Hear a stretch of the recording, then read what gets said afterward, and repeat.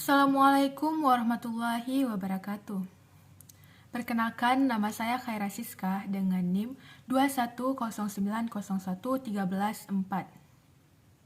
Saya ingin menjelaskan tentang keempat video yang telah Ibu paparkan. Yang pertama yaitu tentang analisis fenomena Citayam, Fashion Week dengan perspektif sosiologi, perilaku sosial kolektif, dan konformitas. Citayam Fashion Week merupakan bagian dari seni kode dan simbol di kalangan remaja. Dalam kajian ilmu membaca tanda atau semiotika, lewat perspektif sosiologi, setiap merek atau produk fashion selalu membuat kode atau simbol tertentu. Kode atau simbol itu sengaja dibuat oleh industri terkait agar seolah mampu merepresentasikan atau mewakili karakter dari konsumennya, yaitu muda-mudi Citayam. Dengan begitu, muncullah perilaku sosial kolektif dan konformitas, yaitu di mana dalam rujukan ini muda-mudi Citayam saling mempertontonkan kode-kode atau simbol-simbol yang ditunjukkan satu sama lain lewat fashion yang dikenakan. Fenomena tersebut lambat laun bisa juga ditiru oleh muda-mudi di daerah lain di Indonesia.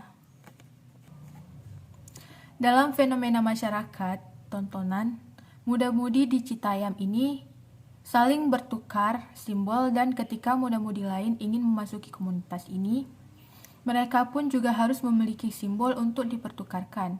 Konkretnya adalah dengan berpenampilan seperti muda-mudi di Citayam. Penggunaan kode-kode atau simbol tertentu dalam fashion itu akan memunculkan definisi tentang apa yang dianggap keren dan tidak keren, apa yang bagus dan tidak bagus, serta apa yang dianggap kekinian dan tidak kekinian. Mereka yang dianggap tidak keren, tidak bagus, atau tidak kekinian bisa tereklusi atau tersisihkan dari dunia pergaulan. Karena memang salah satu akibat dari fashion adalah menciptakan struktur sosial semu dalam dunia pergaulan. Dan begitulah analisis fenomena Citayam Fashion Week dengan perspektif sosiologi, perilaku sosial kolektif, dan konformitas. Dan yang kedua yaitu analisis fenomena kisah percobaan bunuh diri dengan perspektif sosialisasi dan konsep diri. Jika dilihat dari sudut pandang sosiologi, fenomena bunuh diri itu kronologi pertamanya pasti individu yang bersangkutan memiliki problema sosial. Misalnya saja konflik atau kesalahpahaman dengan keluarga, bergrup, teman kerja, pacar, atau malah dengan bank atau debt collector. Aspek-aspek sosial tadi, jika tidak teratasi, akan menimbulkan gangguan psikis. Sebab, gangguan psikologi itu tidak hanya dipengaruhi oleh kondisi bawaan sejak lahir, tetapi ada juga yang dipengaruhi oleh faktor sosial budaya. Lebih lanjut, jika kondisi gangguan psikis tersebut tidak diatasi, individu yang bersangkutan bisa mengalami gangguan psikis seperti perut kembung, migrain, demam, tukak hati, sariawan, gangguan peredaran darah, dan sebagainya. Jika sakit fisik tersebut berkelanjutan dan tak kunjung sembuh, tidak menutup kemungkinan orang yang bersangkutan akan terdorong untuk mengakhiri hidupnya. Secara garis besar, dari perspektif sosiologi, aksi bunuh diri dilakukan oleh orang-orang yang terkucil atau terlepas dari interaksi sosial. Mungkin karena keluarganya tidak peka melihat ada anggotanya yang gelisah, sering merenung atau mengurung diri. Akibatnya, dia menjadi terkucil karena tidak bisa meminta pendapat orang lain atau berdiskusi untuk mencari solusi. Akhirnya, mereka cenderung memilih jalan pintas untuk mengakhiri hidupnya. Dan bunuh diri terjadi karena ketika seseorang tidak mampu berinteraksi atau tercerabut dari lingkungan sosialnya. Maka dari itu, lingkungan sekitarnya lah yang harus aktif. Keluarga, lingkungan sekolah, dan pendidikan. Lingkungan kerja harus peka terhadap perubahan perilaku seseorang. Orang yang ingin bunuh diri tidak mungkin spontan, pasti ada prosesnya. Misalnya dia terlihat tidak doyan makan, sering merenung atau mengurung diri, atau tidak bisa beristirahat nyenyak. Gejala-gejala itu yang harus segera ditangkap oleh orang-orang di sekitarnya agar bantuan bisa diberikan sedini mungkin. Sebab jika stres ringan dibiarkan begitu saja, bisa berujung pada depresi. Sementara itu, depresi yang berkelanjutan akan berujung pada perilaku yang tidak terkendali. Dan begitulah analisis fenomena kisah percobaan bunuh diri dengan perspektif sosialisasi dan konsep diri. Dan di video yang ketiga, yaitu analisis fenomena cabuli santriwati pengasuh Ponpes Banyuwangi dengan perspektif perilaku menyimpang dan tatanan sosial atau pengendalian sosial. Perlu kita ketahui, perilaku menyimpang adalah perilaku yang tidak berhasil menyesuaikan diri dengan kehendak masyarakat atau kelompok tertentu dalam masyarakat, seperti halnya fenomena cabuli santriwati pengasuh Ponpes di Banyuwangi. Mungkin orang yang melakukan hal tersebut itu mendapatkan perilaku menyimpang atau adanya proses labeling atau stigma dari orang-orang sekitarnya. Lalu orang yang mendapatkan stigma tersebut berperilaku sesuai label atau stereotip negatif yang melekat pada dirinya. Makanya terjadilah penyimpangan tersebut. Perlu diketahui juga tentang tatanan sosial. Tatanan sosial adalah sistematika terbentuknya beragam contoh keteraturan sosial di masyarakat yang memiliki sistem sosial lengkap mulai dari struktur sosial hingga lembaga sosial. Tatanan sosial juga dipahami sebagai suatu nilai dan norma sosial yang dianut dalam masyarakat dan menjadikannya sebuah kontrak. Menurut Parsons, tatanan sosial merupakan seperangkat lembaga sosial yang mengatur pola-pola tindakan dan fungsi sosial yang dipengaruhi oleh nilai dan norma kultural. Sementara menurut Jurgens Habermas, tatanan sosial melampaui sekedar pelembagaan norma sosial, melainkan juga meliputi suatu tindakan komunikatif, di mana komunikasi dan kerjasama dilakukan berdasarkan kompromi dan kesepakatan antar individu di dalam masyarakat sehingga mengembangkan pola jejaring masyarakat dalam pelembagaannya. Dan video yang keempat yaitu analisis konflik pembangunan masjid di Korsel dengan perspektif sosiologi, interaksi sosial, dan konflik sosial horizontal. Tidak hanya di negara barat, di Asia, Islam masih dianggap tidak ramah. Hal ini terjadi akibat pemberitaan media yang memframing bahwa Islam identik dengan kekerasan dan aksi terorisme.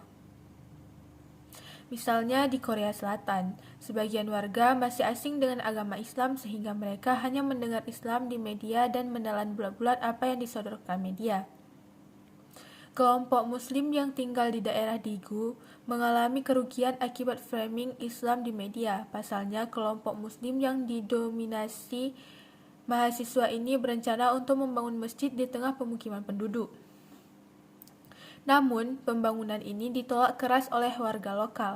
Perlakuan diskriminatif warga lokal semakin menjadi-jadi saat pembangunan dimulai. Pagar rumah mereka dihiasi spanduk penolakan hingga cercaan yang menyerang pribadi Muslim. Sebuah video yang tersebar di media sosial merekam aksi pengusiran mereka dengan teriakan, "Pulang sana ke negara asalmu sekarang juga, pergi sana, pulang sana ke negaramu. Muslim telah membunuh orang dengan brutal, memenggal kepala orang." Muaz Razak, mahasiswa S3 asal Pakistan mengaku sering diteriaki teroris saat berjalan sendirian. Ia merasa teriakan itu ucapan paling kasar yang pernah ia dengar. Akhirnya, kaum Muslim di sana selalu merasa takut dan panik menghadapi warga lokal. Kena mental mereka, padahal sebelum adanya pembangunan masjid, kehidupan kaum Muslim dan warga lokal tenteram saja. Tetapi semakin banyak Muslim yang berdatangan ke Daegu untuk beribadah, sholat Jumat, pengajian, dan sebagainya. semakin gencar penolakan dari Warlock. Kelompok Muslim membeli rumah di Daegu pada tahun 2014. Rumah tersebut dipergunakan untuk rumah tinggal dan tempat ibadah. Suara azan, ngaji, dan zikir. Sayup-sayup selalu terdengar bergemuruh di sana. Dikarenakan semakin hari jamaah terus bertambah, rumah tersebut diubah menjadi masjid. Warlock merasa hidup di dalam dilema dan bingung jika harus menerima budaya baru.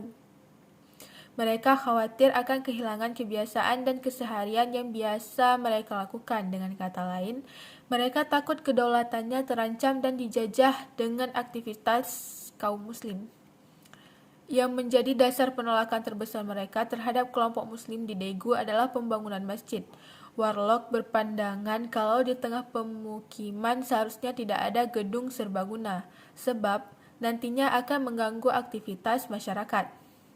Konflik pembangunan masjid ini bermula di akhir tahun 2020. Warlock berulang kali mengadakan protes dan unjuk rasa. Jalur mediasi tidak lagi bisa menjadi solusi konflik. Sampai akhirnya pengadilan mengeluarkan hasil keputusan sementara. Pembangunan masjid ditunda. Ternyata, tak cuma di Daegu, konflik pembangunan masjid juga terjadi di kota Daejeon, Provinsi Chungcheong. Sebelum Muslim dan Warlock hidup nyaman berdampingan seperti sekarang, pada awalnya mereka juga berurusan dengan konflik. Warlock Daejeon memang sering mengeluh aktivitas Muslim. Apalagi saat azan berkumandang, mereka merasa terganggu. Dan kaum muslim pun mengakuinya. Selanjutnya, Imam Daejeon Islamic Center memberi pemahaman sebagai bagaimana ibadah muslim. Dia meminta agar Warlock menutup jendela setiap waktu sholat datang. Bedanya di kota Daejeon ini, Warlock tidak termakan framing negatif terorisme.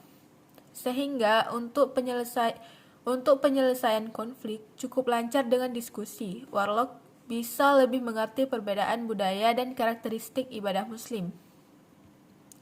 Salah satu penyulut konflik adalah prasangka, keengganan mencari tahu lebih dalam membuat konflik semakin menjadi-jadi adanya. Inilah fenomena yang terjadi di Daegu Korsel. Warga lokal Korea terlalu cepat mempercayai prasangka bahwa Muslim adalah terorisme, padahal sebenarnya Muslim tidak seperti yang mereka sangka. Dengan hal tersebut, terjadilah perspektif sosiologi, yaitu interaksi sosial dan konflik sosial horizontal. Sekian dari analisis yang telah saya sampaikan. Lebih dan kurang saya mohon maaf. Dan saya mengakhirinya. Wabillahi taufik wal hidayah. Wassalamualaikum warahmatullahi wabarakatuh.